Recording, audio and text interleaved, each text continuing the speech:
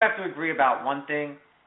The Philadelphia 76ers, I mean, again, giving away my age, I remember was the team of Dr. J. I remember this is the team in 1977. They made the NBA Finals against the Bill Walton's Blazers. This is a team that once they made the trade for Moses Malone became a powerhouse. They won an NBA championship in 1983, in which they swept the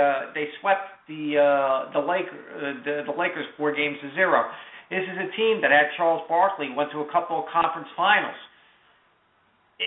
This is not the 76ers of vintage anymore. This is a 76ers team that deserves to be in the CBA. This reminds me of a team that was run by Isaiah Thomas. Just worse. Yeah, I said it, okay? This is like, I mean, I don't understand. Sam Hinkie must have something on the ownership that is keeping him from being fired. Because if I were to ever do a job like this, I would have been canned, kicked to the curb, and never to be hired again. How he still has a job, I will never know. Absolutely 100% never know. And yes, I will say it, Drew. I will say those famous 3 words which you can mash up into one word regarding this freaking theme. Uh-oh. It's a travesty. No, I can't even call it that. It's a sham. No, not a sham. Not a sham. It's a mockery. No. It's a travesty mockery, I tell you, of the worst kind when it comes to the Philadelphia 76ers. With that being said, I got to get this bitter taste out of my mouth. I think there's a way that we can do it. You may not always drink beer, but when you do, make your choice. Noisy Lever Ale. Prepare yourself. DeWalt Brewing Company. That's right, ladies and gentlemen. DeWalt Brewing Company, sponsor of the Inscriber Media Network, right here on Blog Talk Radio. We're now going into the second hour, ladies and gentlemen, and one of our guests is happy to be here. We're going to be talking some Major League Baseball, and what better person than to bring on air right now than a peer. He's not a colleague, he's a peer. This is the guy that nominated us for the Water Fan Awards, 2014 winner with Pamela Michelle for Sports Infusion. Great writer. Like I said, co-host of Sports Infusion, co-host of Fantasy Jam. Always a pleasure to have him on this show. He'll probably wax poetic about me. Very humble. Don't forget, he's very humble. He is very humble, but what do you call it? When the guy deserves kudos, it's this guy. And I know he's going to wax poetic about us because that's the way he is, but there's a reason why he's a guest on this show. He's that dang good. Ladies and gentlemen, without further ado, Andrew Fish Fain is in the house. Fish, what's going on, man? What is happening, my friends? And you're right, I am going to wax poetic about you guys because this show is it. And you know, there are very few shows that I will jump at the chance to do, and this is absolutely one of them because you are more than just a colleague or a peer. You're a friend of mine, and to me, that's a much higher level. And it is so fantastic to be here. When you asked me to do this be a part of a baseball panel or roundtable, like I said, I jumped at the chance because baseball is one of my true loves, and then this show makes it all worthwhile. So I am thrilled to be here. I appreciate that, good friend. I appreciate that. We're waiting for Tom Harding to join us as well, but we'll get things started. Fish, you wrote an article about what's going to happen in free agency, and you pretty much hit something dead on today in your article. And it was like 2 hours before, and you made the prediction that Jeff Samardzija would sign a 5-year, $90 million deal with a National League team. Well, guess what? 5 years, $90 million, San Francisco Giants. Talk about being spot on. But, what do you call it? I got to be honest with you. I know the Giants were going after David Price. I know the Giants were going after Zach Greinke. We're going to get to them in a little bit. But I really like this signing for them. It was very cost effective. Samardzija's younger, doesn't have the mileage that the others do, and plus you're pitching in a very nice pitcher's park in San Francisco. I really do like this. I think Brian Sabean hit it on the head. Your thoughts? You know, it's very funny because unlike most of the quote-unquote baseball pundits who hate this signing, you and I agree this is a fantastic signing for the Giants. Everyone's saying how Jeff Samardzija has lost it. You know, he had an ERA around 5 this last year. Look how horrible he was. And what no one talks about is the fact that he went from 2 years ago pitching in a pitcher's park in Oakland and in Wrigley Field to pitching in probably the best hitter's park at U.S. Cellular Field last year, and that's why his ERA jumped so much. I think this is a great signing. He's going to go into the ultimate pitcher's park at AT&T. He's going to play for the ultimate manager in Bruce Bochy, and Brian Sabean does not make mistakes when he signs players.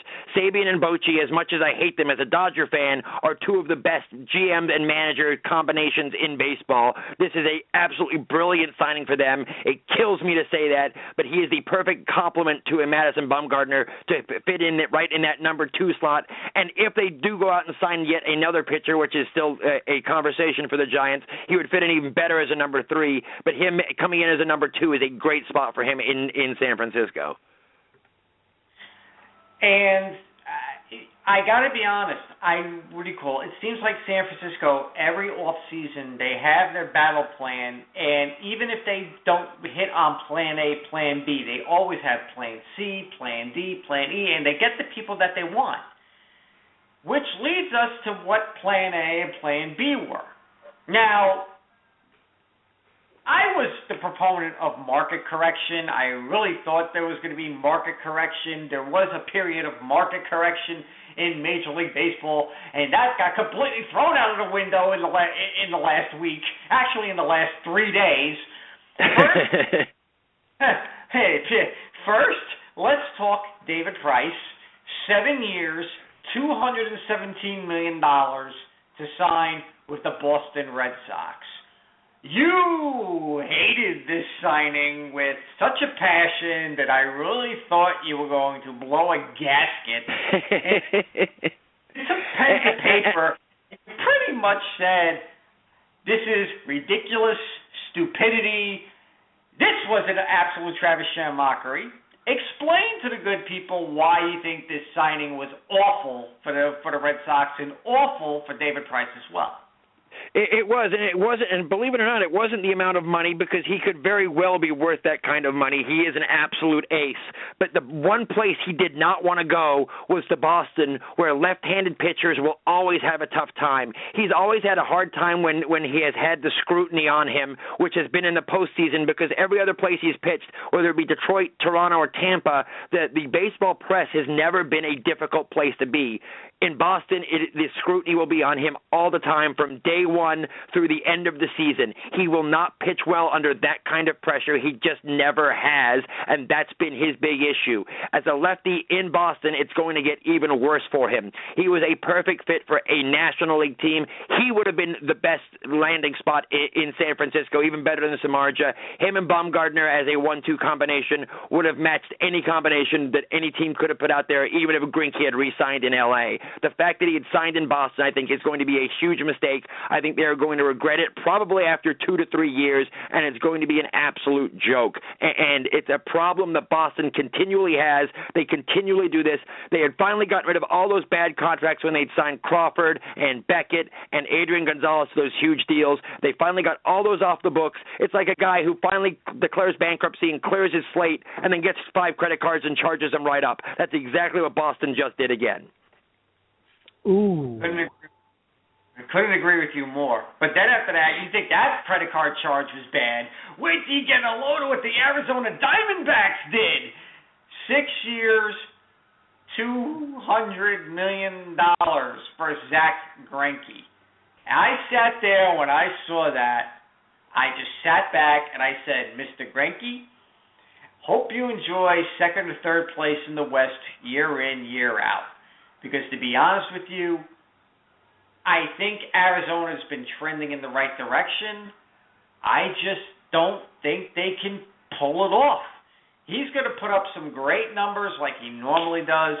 I think, it'll be I don't know. I mean, was it because he didn't want to play second fiddle to Kershaw? Was it because he didn't want to be second fiddle to Bumgarner?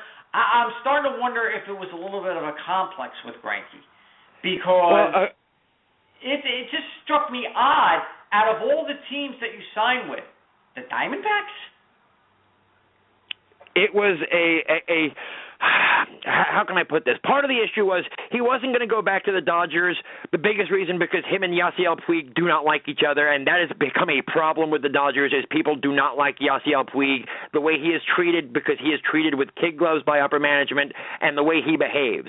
That being said, both the Dodgers and the Giants both offered him 5-year contracts, somewhere in the $160 to $165 million range. So they were offering him good AAV. The problem was the Diamondbacks went that 6th year, and they will regret that 6th year, because at 38 years old, he will not be as good as he is now. The other issue becomes he was amazing last year. Part of the reason was half of his games were pitched at Dodger Stadium, a tremendous pitcher's park. Arizona, not that great a pitcher's park. It will not shock me to see him have an ERA closer to 2.7, 2.8, rather than the 1.66 he had in LA last year. He is a good pitcher. He is just not that good a pitcher. I think that he was a good signing for the Diamondbacks in the sense that they needed to have that ace, but I think they went too far with it. And you know, they had cleared out so much salary that the signing him to that was not a big deal, especially when they realized that if they wanted to get Johnny Cueto, it was going to cost them $140 million. So they said, hell, we'd rather spend the extra $60 million and get a guy like Greinke, and that I don't blame them for. But I think that extra year is going to kill them, and they're going to realize that Zach Greinke is not as good a pitcher when you take him away from a pitcher's park like Dodger Stadium. You just had the perfect segue, good friend, because what about Johnny Cueto now? He rejected the 6-year, $120 million, which leads me to believe that he must have known something, because nobody in their right mind would ever reject $20 million a year, especially when you're a pitcher that has a lot of miles on that arm. And lo and behold, you got two pitchers now making $31 to $35 million. Cueto's probably sitting at home right now with a big smile on his face. What happens with Johnny Cueto now? Where do you see him going? I mean, obviously he's not going to be going back to the Diamondbacks. They're not going to piggyback, that type of signing of Greinke with him. The Cubs, they signed Lackey to a very reasonable 2-year. I can't believe I'm saying this. Reasonable 2 years, $30 million. Do you see the Dodgers?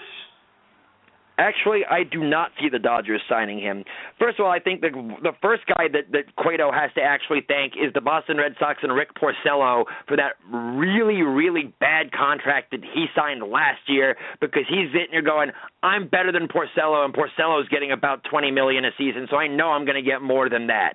That being said, his agent has already come out and said, and it makes the most sense, we're going to wait until after the winter meetings. When the winter meetings are done and we see where all the dust is settled and we see where everyone has landed, we'll know who is desperate for a starting pitcher, and that's where we're going to go. My guess is he'll probably end up in St. Louis, because the Cardinals, once again, they went after Price, did not get him. It's going to kill them that the Cubs were able to land John Lackey, because it weakens them. Obviously, Lance Lynn having to undergo Tommy John surgery and missing the entire season kills them.